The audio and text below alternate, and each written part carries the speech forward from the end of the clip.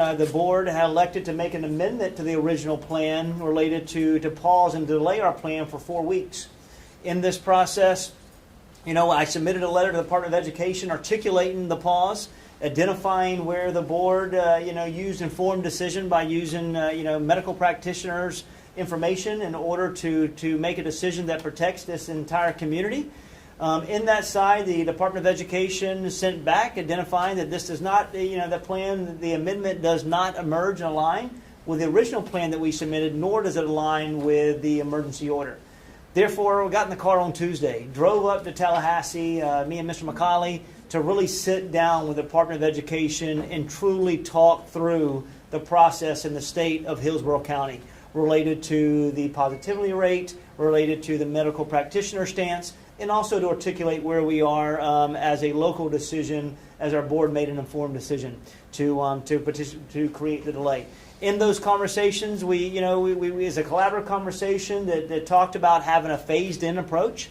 In that, we presented models that would take the 4 weeks and phase in from having the first week start as August the 24th to be able to start everyone in e-learning. The next week, we would ask for students who are homeless, students who are migrant students, and students who need specialized services to return. And then the following week, on September the 7th, the proposal was to bring the transformational network. Those are all of our students, our schools that are underperforming, along with the lowest 300 elementary schools. And then on the 14th would be bring back every one of our students that have selected choice related to the brick and mortar, and then continue the e-learning process along with virtual learning as well. Learned that night that proposal was not going to be aligned with the emergency order. Therefore, me and my team, we compressed it. We rolled out to a 3-week pause and took the transformation network along with the lowest 300 and put them in the second week related to, we would start on the 24th for e-learning. We would transition to the 31st to be able to address the students that needed us the most within our community. And then we would open up holistically on the 7th, which would be the 8th September, in order to have a slow rollout to further help the community spread in Hillsborough County. Openly, that was through conversation, once again, didn't align with the original plan nor the emergency order. Therefore, the plan that will be approved, that we will have to follow the original plan stating that on the 24th of August, we will be opening up our doors for e-learning for every one of our students. And then on the 31st, we will bring back the choice option for everyone within our community. We know that we do see some downward trends within our community, and that's because everyone's doing a really nice job with taking care of their face coverings and being mindful with social distancing. And we hope that to continue to be a pattern within our organization. So overall, this is where we are. The new plan sits that we will be opening on the 24th once again for e-learning. 1 week. It'll be called the Smart Start Week. And this is going to be a week where we are going to focus on making connections with our students, making connections with our families, having an introductory about expectations for the school year, looking at acquiring resources, looking at setting expectations, identifying mental health and wellness overall of our community, and then transition into what curriculum interactions that our community will have along the way. So this Start Smart Week, we will be taking attendance. For those who are, for the 24th as we start, is it going to be an expectation that every one of our learners are going to be signing in with their schedule so that we can capture their attendance every day and be able to address any potential auditing purposes for at the end of the year. We know that children in this process, and as we launch, especially on the 31st, and we start the wave of e-learning, we know that a number of our students are going to need devices. And the good thing is that we had, we gave out close to 40,000 devices to the students and families in need who elected to transition to e-learning. And as we come back, we will be in the next week be working with our communities to be able to have another distribution poll to be able to give out the necessary devices for families in need. And I will say this: if you have tablets, if you have computers, please use those. That's right now it's in, for us to be able to get mobile devices, while we have around 65,000+ devices that we can extend to our students. We know that we need to make certain we're giving them to the students who are most in need. So if you have devices, we encourage you to use those. We know that it's very difficult to get the mobile devices. We've been planning for this entire process. But you got to understand, when I got here, we had 28,000 functional mobile devices for 220,000 students. So been using a lot of the grant funding and internal funding to be able to address the digital divide. And in addition to that, we know we gave out thousands of hotspots to those who may have connectivity issues. And we're really thankful for HEF and what their partnership they have done for us. We will continue to grow that and be able to address any one of our learners who may improve that may meet that need overall. So overall, as we transition, we know the biggest thing that we want to make certain that where we are is that we are mitigating the risk for our students for our students and employees to be exposed to this type of virus. So we want to make certain we're going to be cleaning along the way. We're going to clean high touch points. We're going to make certain that we have sanitation stations. And I know teachers, if you're watching, we're going to be bringing additional materials to your classrooms. We're going to have sanitation, hand dispensers in the common areas. We're going to be doing deep clean wipes. We're going to be moving custodial staff members, from the evening shift, one or more, based on the need and the structure of the school, to the beginning of the day, to be able to make certain we have all hands on deck. We want to make sure we over clean within our restrooms and also in our common areas to be able to give our students and our employees a sense of comfort. So we will be taking additional assistance. There will be we have rapid response teams ready to go. And let me be very clear and very honest. We are going to have to shut down particular classrooms. We're going to have to shut down wings. We're going to have to shut down common areas. And that means while we create choice in that process, we're going to there may be availability where we have to self-isolate or self-quarantine in that process. So I just want to be very clear that this may be a very fluid situation. But we strongly believe that, and through the emergency order, that which creates and mandates that we offer choice to every one of our constituents who aspire to come back to our schools. And we will be there to serve them the same way we will be able to serve every one of our students that are elected to be in a remote manner. Also, transportation. We're going to be sending out in the next week our transportation protocols and routes of what we expect. Once again, no one will be able to get on and arrive and join our buses without having a face covering along the way. If they do not have them, we will hand them a disposable one. But once again, we will continue to be able to clean in between drop-offs and intakes before we take different cohorts of students into our schools. And so we will have those routes available for our parents, and we will continue to run those routes that make sense, and to be able to get our children to and from school in a safe manner. The other question is that a lot of questions that I've received about what we're going to do for grab-and-go meals. And we will have a number of our students that are qualified for free and reduced lunch during the grab-and-go process. So we are going to offer grab-and-go meals at our schools, and this will be between breakfast and lunch at the school, so staff can address the students who are in brick and mortar. But families will have the option, if they're a free and reduced lunch, to come to our campuses and be able to pick up grab-and-go meals. And that information will be forthcoming this week as well, in order to address any divide that we may have within our community. And we want to make sure that we are consistent in that process. In addition to that, if we have families that feel that they want to transition to school and purchase a lunch, we'll have that availability as well in that window, because we know that the prices that we charge may be better financially to be able to help that learner have the necessary nutritious meals along the way. And then overall, we want to make certain that our parents are truly connected to Canvas. I sent out a family guide. Please make certain that you familiarize yourself with what we're offering with Canvas. This is going to be our learning management platform that's going to gain access to every one of our contents, your interaction with our teachers, to be able to review grades, and to have that one-stop shop where lessons are going to be housed and hubbed in order to have that connectivity. So, parents related to where we are with scheduling, this has been very fluid. We're coming to school, we're not coming to school. We have teachers that have hardships that we want to protect and make certain that where possible, we put them in locations to help them. So those schedules are being finalized now. As soon as the schools independently will be finalizing their overall master schedules, and it will take 48 hours for that information to flip over, and you should start seeing schedules released to your families sometime by end of next week, so you know what your learner will be transitioning through. So the other thing is, as we talk about COVID and how the interactions with our school, there's many steps that we're going to take related to isolation and quarantine. I'm going to have Mrs. Brown come up. Ms. Brown is our Chief of Climate and Culture, who's been working very diligently with the Department of Health, along with our TGH USF Health partners. They've been at the table to help us with this process.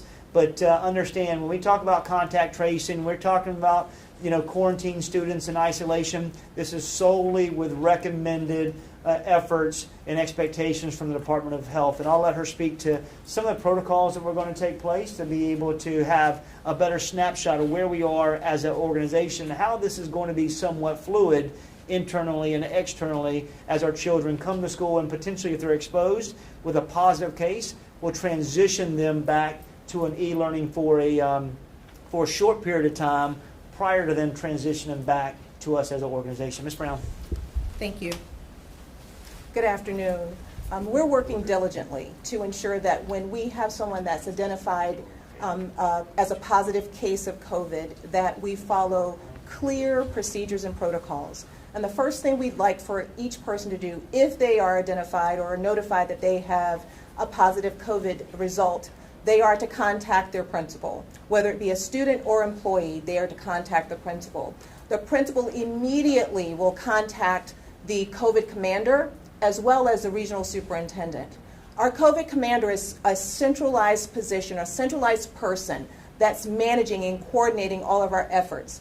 This person will contact our supervisor of school health services, who then works very closely with the Department of Health. The COVID commander also communicates with our communications chief, who works with our superintendent to keep everyone informed, including notification to all those that are impacted, whether it be those who are directly in contact with someone who's tested positive, or just to notify the families that are a part of our school body. We also work closely. She will contact our Director of Safety and Risk Management, Mr. Culpepper, who is an instrumental part of this process because he ensures that the space is cleaned and sanitized appropriately. I would like to emphasize a couple of things. There's a 2-day cycle and there's a 14-day cycle, and it's important to know the difference. For us, if someone tests positive, it's a 10-day cycle. For those who are asymptomatic, it's 10 days from the time that the results are received. From the time that the test is given. It is 10 days with 24 hours of no fever and improved symptoms without medication before return to school or return to work. 14 days is for self-quarantine. That was self-isolation for a positive. 14 days is for self-quarantine. And the self-quarantine is when someone has had direct contact with someone who has tested positive. There are 3 factors that we consider. 1, were there face coverings by the people who were interacting?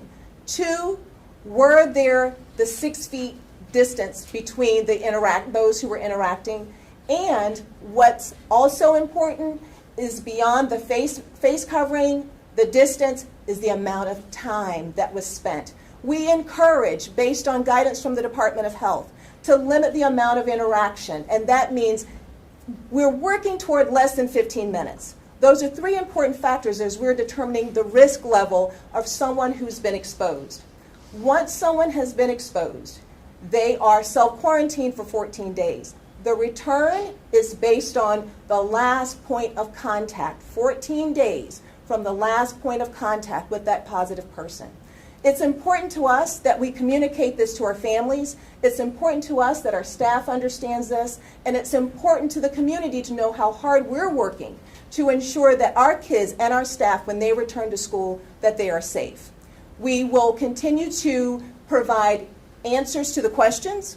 We have ongoing updates to our FAQs, but something that's important to note also is that there's always changes. Anyone that has been working in this area knows that changes come.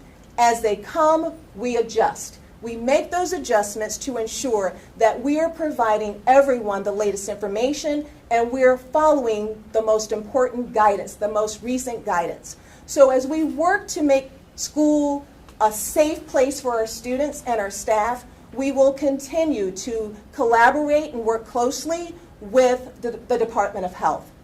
When we're making decisions about contact tracing and who's been in contact, this is where information is critical.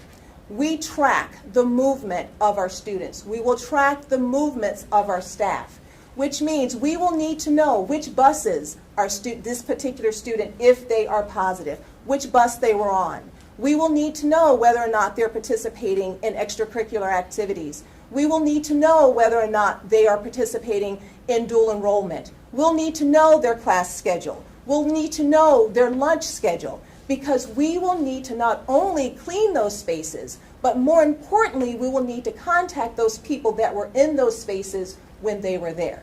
So contact tracing is critical. The school district will work diligently to provide that information to the Department of Health, who will then take the lead on next steps. So with that, anything that we do, we want to be as transparent as possible and make sure that the information is provided as quickly as possible. Thank you. Good afternoon. Terry Connor, Deputy Superintendent of Instruction. I just want to spend a little time and kind of talk about and share with you what the experience of a student is going to be like during Smart Start Week. As you know, as the superintendent has expressed, that the first week, August 24th through the 28th, we will be all e-learning. After that, on the 31st, students will be then transitioning if they elected to come back brick and mortar on the 31st. So what does Smart Start Week look like? Students will be engaging online with their students through Canvas with their teachers. And I want to make it very clear that attendance is not optional. It's mandatory. This is the first day of school, August 24th. So please, parents, make sure that you're making every attempt to have your students engage with their teachers, that they're online. What will happen throughout the week is that the students will engage through Canvas. They will be live conferencing, web conferencing with their teachers. They will be taking attendance through Canvas and through their Zoom or web conferencing technology. They'll be completing assignments. They'll be engaging and connecting with other peers. They'll be talking with their teachers. We also understand that students have experienced a lot through the last 6 months, since March when we closed. And so guidance counselors and school psychologists and social workers will be connecting with students. We'll be out there engaging with our families to make sure that we have a successful 2020-21 school year. So I just want to give that experience that throughout this week, we're making those connections. We're engaging in a lot of the new resources and technology that are very brand new for our teachers. They've spent all summer training, and they're ready and excited about engaging our students with the new technology that's available. We also have several curriculum resources that are new to us, and our teachers have also been trained thoroughly over the summer and are ready to engage our students on those resources as well. So it's all about attendance, it's engaging, it's reconnecting, it's all about high quality learning this week, and we're all doing it through an e-learning platform, and we're excited about the opportunity. Sure. All right, and as we said before, you know, this decision wasn't taken lightly. We worked to try to come to a part where we have somewhat of an agreement and compromise. And as you see, Palm Beach, they have adjusted their plan as well in order to comply with the emergency order, because openly, it's a lot of money, over $200 million that we could potentially lose in this organization, and that would openly bankrupt this organization. And as the leader, it's just it's something that I want to fight for this community.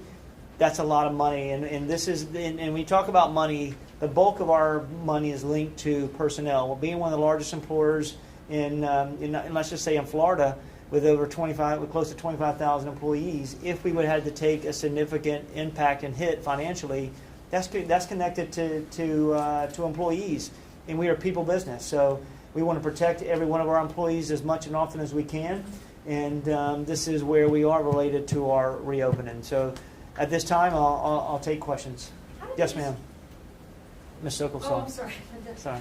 This is for Tracy Brown. You described a very extensive routine of contact tracing if a child or a teacher has COVID, and you're going to be working with the Department of Health.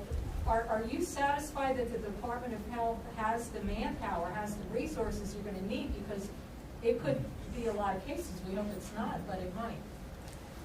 Well, what I know is that the Department of Health is hiring teams to support the school district specifically. Okay. There will be 8 teams that are hired specifically to support contact tracing with Hillsborough County Public Schools. We have a weekly call, and we actually interact on an ongoing basis, but a scheduled weekly call that we have so that we can stay in constant contact around what's happening in Hillsborough County Public Schools and get the support that we need and the guidance that we need from them. So we are working closely with them. They are staffing up to support us as we open up our school year. I just have one more. I don't want to monopolize, but this one's for Mr. Okay. Davis. Thank you. So I'm coming if to there's you. a COVID case, and again, hoping the numbers continue to Yes, drop, ma'am. but if there are COVID cases, Right. and so what you all described is a series of steps where you will notify people directly affected. That's correct. and people indirectly affected, for example, everyone at the Yes, ma'am. school. Can you commit to transparency? And we've asked all of our other school districts, and they've all said yes, that also the public, meaning people who cover the news, will be notified as well. Yeah, absolutely. We'll work through our legal department to make sure that we get sound decision making related to what we can and cannot release. But I've been open with the number of cases that we've had since March. So Yeah, I'm speaking specifically the parent link notices. If a letter goes out to everybody at Plant High, right. so just the same level of disclosure Sure. that you're going to give to that school community is That- what we would Yeah, ask for. that community will be informed without a doubt. And we can be copied on, or we can request those notices and get them in a timely manner. You'll work through Tanya, absolutely. Okay. Mr. Thank Davis, you. are you disappointed with state leaders? Do you feel as though this district Uh-huh. was forced to make the plan that you presented today? It's very hard. I'm disappointed in the way that in the fact that I couldn't bring this community back. Somewhat of a compromise, because you got to think about it. You have half the community that wants to come to brick and mortar, and I agree we should probably provide that opportunity to our learners, and we got half the community that wants to transition to e-learning. So being able to take the compromise between where the Department of Education is related to their emergency order and related to where the board aspired to be at that particular amendment, I was trying to hope to bring something in the middle that would be comparable. But at the end of the day, the decision is kind of where we are with our pre-approved plan, and we're going to work. We need the Department of Education to be a partner in this work along the way. They were really respectful during this process, but to them and their point, they didn't want to have inconsistencies with plans across the state. And as a professional, I understand that. But still, it's my job to take the wishes of where we are and what the amendment was proposed, and truly drive that to be able to come to a place where we are both comfortable. Mr. Davis, you've had parents and teachers You're next. that have kind of been in limbo throughout this whole entire time, trying Yeah. to figure out how are they going to plan for this year, whether you're a teacher who's going to do e-learning or you're going to Yeah. have to go back to Right. school, or a parent who's going to have to get a device for their child because they have to do the e-learning, which Right. they will now have to. Yep. What would you say to them, because they've been frustrated throughout this whole thing, trying to figure out what to do this year? Yeah, so everyone's been frustrated. Let's just be very clear. Whether it's been parent, community members, whether it be students, whether it be school-based leaders, district-based leaders, and let's be open. And we work hand to hand with CTA. We've all been trying to roll up our sleeves to fix this, and they've been really good partners in that work. And I just tell them that this is our plan. We're going to help you along the way. We know there are going to be bumps in the road. We know there are going to be barriers, not only here but throughout the state, but throughout the nation. So just stay with us. Continue to apprise us of what is keeping them up at night. What barriers they may be experiencing. So me and this team can step up and continue to help them. We're here for children, and we know that, but we're also here to protect the working conditions of our adults. So we got to merge that together to be able to be super successful along the way. We do know, we've got to get to a point where we're getting back to somewhat of to normalcy, and to be able to educate children in need. We have students that are, whether they're English language learners, migrant students, whether they're homeless students. We have students who are 1 or more years behind. We have students in underperforming schools, students with disabilities. They need us. And they need the interaction. They need us to protect them. They need us to be able to educate them and help them be successful. In the plan, ultimately, and I've said this from day one, the plan does create that choice and that model. But now as an organization, we just have to lock arms. We have to stick together. This is our stance. This is our plan. This is what has been approved, and we've got to forge forward along the way and be successful. Yes, ma'am. The board voted last week to Yep. delay this implementation of the plan and go a different route. How did the district decide to come to this conclusion without going in front of the board again for a vote? Yeah, so through legal counsel and conversations, the big piece is that the original plan was approved by the board for us to implement the 3 phases, and that was approved by the Department of Education. And then the board came back and made a really informed decision based on medical practitioners, and they made a hard decision, and they made one for the overall health of the community. And they made a amendment to delay our plan that was originally identified by the state. I sent a documentation to the Department of Education identifying the wishes of the delay. The department then, that was on Friday morning, I believe, the department sent something back Friday evening, and in that conversation and in that letter and communication, it says that you can't, you got 3 options. You either implement your current plan, you modify your plan, which aligns with the emergency order, or you take yourself out of the FEFP process, which means we would lose could potentially lose, up close to $200 million. So through that process, when they rejected the amendment through council, it says we revert back to our original implementation plan. Hence the reason no need for us to call a meeting. So, and at this time, let's just be clear: our community needs to know where we are.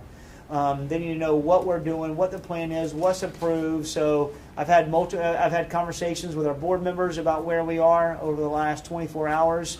Recently I didn't get the overall, I would say, rejection until 6:02 last evening, 6:02 p.m. last evening, and started having multiple conversations with board members, and also through this morning to even let them know that I will be making available, where we are from a organizational perspective and how I'll make myself available to anyone today. And just to be clear, so we are now reverting back to students who made that choice in the original declaration of intent. That's what they're going to be going with? That's correct. And do they have an option, parents, in the next week to change their choice? We'll look at that. It's a good question. I mean, now I would look and, I'll get with communication. We'll give a window, a very short window. We've got master schedules that are being built right now. So parents, if you're watching, look for something to come out related to the Declaration of Intent. We hope that majority will stay stagnant of where they are. We know that a large percentage still haven't. Well, I say that we've done a really nice job with over close to 86% of our students and 220,000 students that have identified where they're going to be. I think that's significant and probably the most that I've seen throughout the state. But we'll communicate with parents about what their options may be. And we get it. We got some parents that are waiting to the start of school just to see where we are. We got some parents that are ready to come back yesterday. And so overall, we stand ready to embrace the choice process. And, we wish we could have had somewhat of a different outcome, but openly we didn't. And, I shared those proposals to the entire organization and what we presented. And unfortunately, it wasn't ones that were accepted and aligned with our original plan. Therefore, hence the model that we are rolling out. Do teachers get the same option? Like, will they get to possibly change their intent if they would want to after knowing this? I mean, right now, this is, teachers have already, they've made their intent. So we're moving forward with scheduling process. If there's hardships along the way, we'll work with them independently, individually, like we've always continued to do. Yes, sir. I just received a picture from an Alonzo High School teacher. He has 1 pack of alcohol surface wipes. Are they going to be well supplied with? Yeah, Mr. Farkas, we're going to come speak. Speak to this. Thank you, sir. Sure. Oh, there, my mask. It's clear. We have thousands upon thousands of wipes. Part of it's inventory control. Some of these things that we have and have been able to acquire, our superintendents directed us to make sure we have those materials. So we have a stockpile of those materials. But we wanted to have inventory control. I mean, we didn't want to take a pallet out of all the wipes and those somehow get legs and walk. So the reality is, yes, we have those. In fact, this week, today including, they're going to see more and more deliveries on that part of it too. But yes, we have those. We have a warehouse with those in those. For instance, many of the teachers got a small hand sanitizer. We have gallon hand sanitizers that are going out for students' return. But we didn't feel like that was the necessity was that they were out there, they had hand sanitizer when they returned to school. But before students return on the 31st, we'll make sure that every single classroom will have a gallon hand sanitizer in there. We'll have the masks they need. We'll have the wipes they need with replenishments coming. The reality is 220,000 has been referenced. That's a lot of kids. And in secondary schools, they're changing 7 classes a day. So the number of wipes it's a large number. So we've geared up for that. We have many different vendors that are on call so that we know when we have to replenish. We couldn't even do it for the year. We couldn't put them in one warehouse. We'd have to do multiple warehouses. So the reality is, yes, we have them. Yes, they're here, and we will replenish as we go. But we just wanted to ensure when teachers return, they had hand sanitizer, they had wipes. And to be clear, we're spending close to $7 to $9 million a month on PPE. With wipes, hand sanitizers, masks. Every teacher is going to get masks. Have gotten masks along with our students. So it's a lot of money that we're spending, and we're going to figure out where that funding comes from. I know we have some grant availabilities, and the ESSER grants coming. That was around $54 million, but we spent around 25 to 26 on starting in March, and then being able to use the rest to be able to somewhat band-aid to get us to a little portion of it. But I conveyed that to the Department of Education related to. This is a lot of money, and this is going to really hurt. And I know that we appreciate funding, but in the long run, we don't. If there's not a vaccine soon, this could continue to grow legs related to the financial cost overall as an organization, and it will hurt a lot of educational organizations financially in their reserve. If there's a spike in infections in the county and you see the community spread is growing, is there a plan in place for learning? Will they have to revert for e-learning, and will schools then have to be closed? When do we get to that point? Yeah, so we're going to watch. It's going to be a school-by-school basis. We're going to watch our independent schools and see what potential outbreaks may be, if it's significant, whether or not it's one classroom, whether it's 11 classrooms, whether it's one teacher versus 8 teachers or employees. And we'll make an individual school determination. One thing we will not be closing down the organization at scale unless the governor comes out and makes that clear. And as you can see, that's not the case. That means that we may have schools that are up and down, one that may be down potentially to the coronavirus, but you'll see the remainder of 249 schools will be fluent if they're not impacted in any way, shape, or form. Sir, how overwhelming has this been for you and for the staff? Put it this way: I've been here for 5 months. I have yet to watch TV, and I say that jokingly. That's true, but then again, that's who I am. This team's built to work. It's like 4 tough. We're ready to go, and we're going to grind every single day.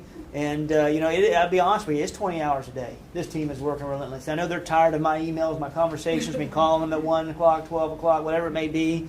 But you know what? It's our job to work relentlessly for every learner and every employee in this organization. And I'm thankful for them. I'm thankful for teachers. I'm thankful for our staff, our district staff. I'm thankful for our school board. And I'm thankful for our community being patient in this process. But this is it's been interesting. It's been fun. When I came 5 months ago and when I signed in January, never knew that we would be in this particular situation. But I will say this: I become a better educator. I become a better a better husband, better father, learning of how to protect everyone and a better leader in this organization. When we go to brick and mortar, will kids be able to properly social distance within the classroom? Like, what does that look like, and how many kids make it to a classroom? I've said before, in education, social distancing doesn't exist. And if someone's telling you they're going to be able to do it effectively every single day, it's going to be hard to do. We're going to do our best. We're modifying our classrooms. Teachers are trying to set up for proper interaction. We're looking at modified ways of how we intake and dismiss children. We're looking at common areas, how they interact. We're looking at controlled movements. But it's going to be difficult to do. We're going to do our best and along the way. And listen, we've got some really special teachers that are creative every single day. And they're going to do everything they can to protect our children. So my heart goes off to them, and I look forward to meeting them, greeting them, and doing what I do best, I move and improve student cultures and student performances and build the capacity of leaders and teachers and educators. That's what I want to get back to. But we want to do it in a safe manner. So, thank you for today. And know this, that, this board, it truly and genuinely cares about every pocket and every facet of our community. They work hard. They have a lot on their shoulders. It's been hard and heavy on their hearts. And, some have made really stern stances, and some have been really made, stances that they've seen that with different advice, they may have made adjustments. But they've all made decisions on in the best interest at that time with our learners. It'd be very difficult to sit in front of Tampa is the best from Tampa General Hospital, the best from USF Health, and listen to them and tell them about where we are as a community and what they can do from an impact, organizationally, and say no. It's very hard. What I'm thankful for is they didn't ask Addison Davis that day, because I've been the champion of the emergency order from day one, and it had been very hard for me to look into those practitioners' eyes and not protect our community at scale. So thank you. We appreciate it, and we look forward to doing great things in order to accelerate Hillsborough. Thank you. All right, thank you. Thank you, thank you, thank you.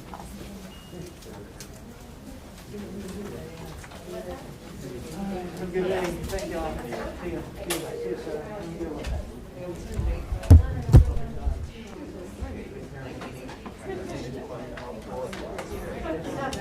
you.